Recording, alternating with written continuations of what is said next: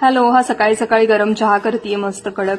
आलं, गवती चहा, लवंग, काळी मिरी असं टाकून मस्त. वातावरण खूपच बदलतंय, थंड पडतंय, त्याच्यामुळे व्हायरलचं प्रमाण वाढलंय. ॲज आयुर्वेदिक वैद्य मी ते पण सांगेन तुम्हाला की गरम पाण्याची वाफ घ्या, कोमट पाण्याच्या, हळद मिठाच्या पाण्याच्या गुळण्या करा, म्हणजे त्रास होणार नाही. लसणाचा वापर करा जेवणामध्ये. तर हे मीरासाठी मी वरण करतेय, लसूण आणि टोमॅटो वगैरे घालून, आणि तिचा कुकर लावला. नाश्त्याला कालची पोळीचं थोडंसं केलं, पिझ्झा टाईप. आणि हे मीराशी मस्ती थोड्या वेळ.